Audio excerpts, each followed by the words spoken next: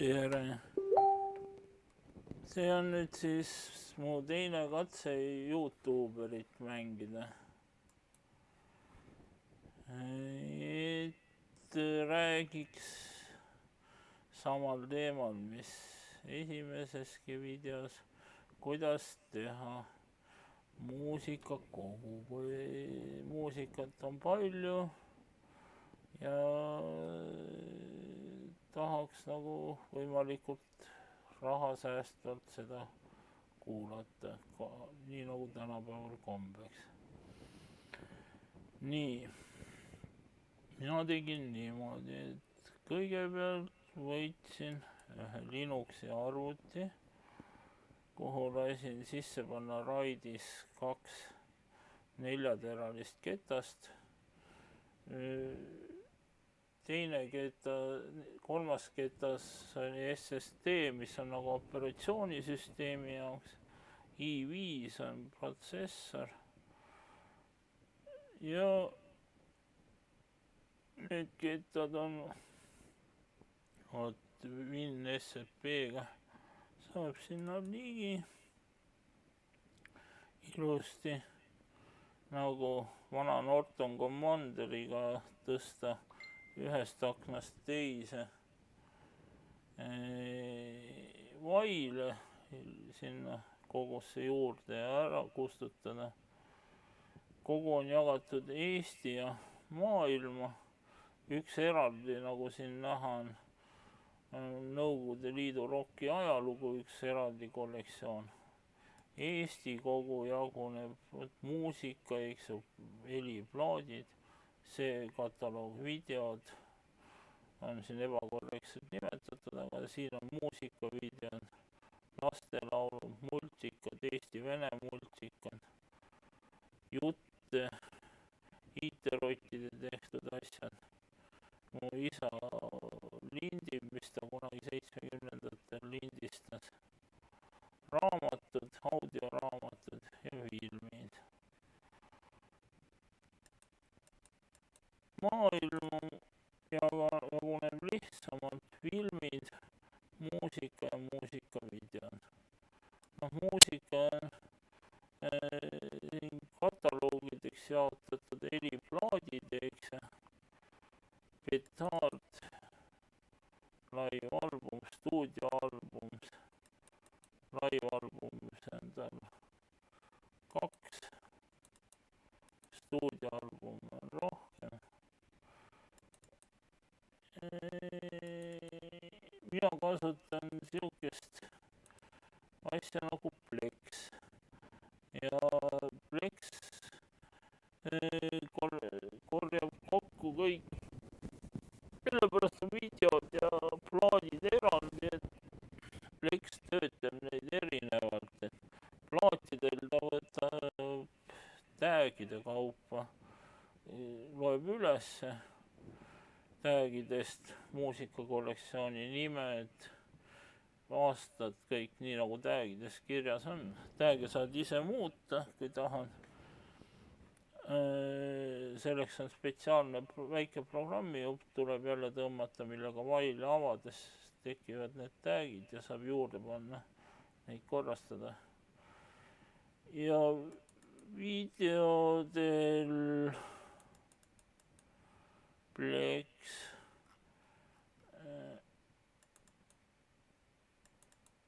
võtab samamoodi, seal ta unustab kataloogid üldse ära, võtab videost mingi, teeb pisipildid ja kõik siuksed asjad ise, eks. Siin on tähtis on faili nimi, nagu näha, siin on faili nimed ikka väga segamini. Siin hakkavad nagu natuke juba Claptoniga ja aga kui ta tänapäevane Plex tunneb ka ära, kui ta video järgi leiab selle DVD või Blu-ray kuskilt andmebaasist, siis ta tõmbab automaatselt need andmed. see on nüüd kollektsioon, mis on tehtud 2 raidis oleva ketta peale. Seda kollektsiooni saab kuvada erinevate, kui see on vailid on korda tehtud, siis seda saab kuvada erinevate meediakollektsiooni programmidega. Mina kasutasin varem Subsoonikut, aga Subsoonik oli väga sihuke ebaturvaline ja ei olnud nagu kaasaegne, et tal tehnilised tingimused mängimiseks oli viletsamad ja see kvaliteet jättis soovida. Ta oli sihuke vana aja programm. Plex, nii, Plex. Siin alguses nägite, kuidas mängis. Plexis on see, siin on veebibrauseri liides. Saab tõmmata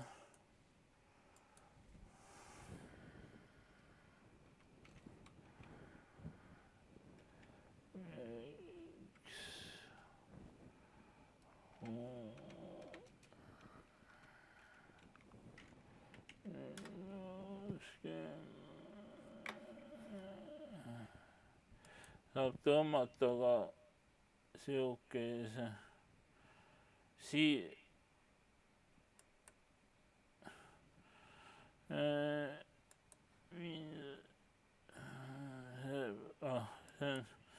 saab tõmmata serveri, eks, mis läks minul sinna siis Linuxi serverisse tuli installeerida.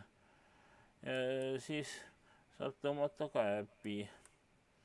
Nüüd ma tõmban omale Windowsisse lauaarvutisse äpi, millega saab natuke kvaliteetsemalt mängida see muusikat sealt kui lihtsalt veebibrauseriga.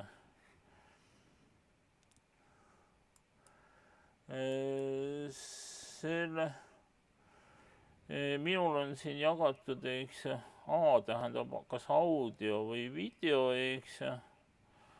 Üks on järjekorranumbrid ja M on maailm, E on Eesti. Video maailma kino, eks ju, filmid, video, Eesti kino, Eesti filmid. Movid on, kasutan hea lühike sõna muusikavideost, eks, maailma muusikavideo on meedia kogu. Siin on näiteks Charlie Patton.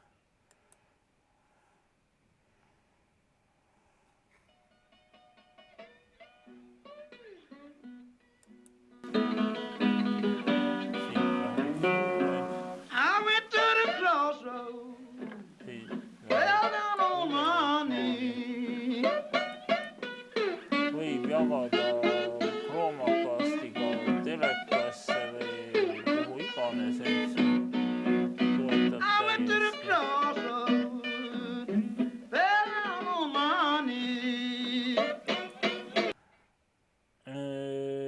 Ja on see, et selliseid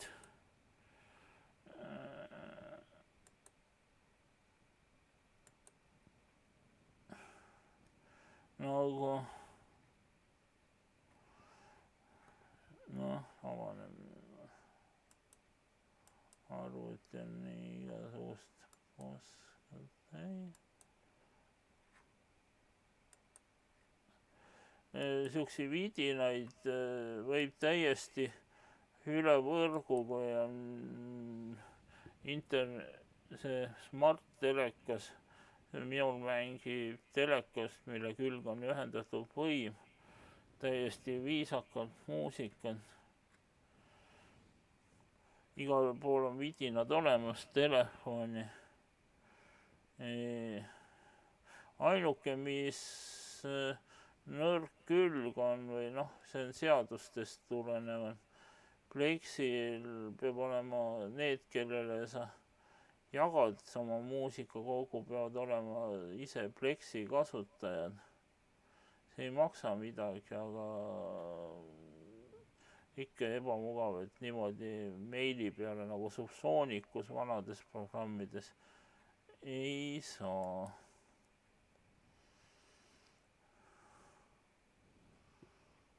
Noh, nüüd läheb käima Windowsi programm, loogi sisse.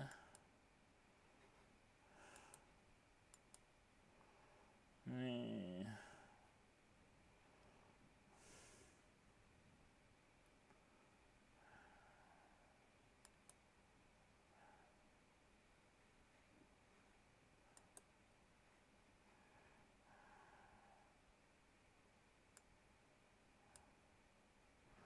Nii. Noh, see on nüüd siis põhimõtteliselt sama, ainult siin on sätted, kuna mul ei ole staatilist IP-d, kaugjuurdepääs, siis hetkel üle võrgu väljaspoolt sisevõrku nagu ligi ei pääse, see on seadistamise küsimus. See on nii vana Tele2 ruuter, et ta ei ole ka ta ei tahagi tegelikult staatilist IP-d ja sisevõrgu aadress võib ka kogu aeg muutuda, ta leiab ise üles, aga lihtsalt see ruuter on nagu nii, nagu on.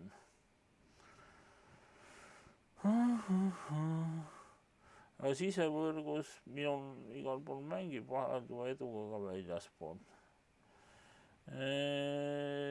Saab seadistada kõike, kui siit võtta näiteks mingi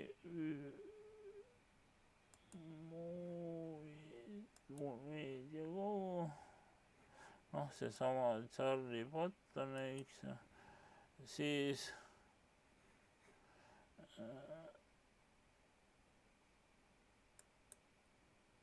siit saab valida subtiitrid, kvaliteedi, eks.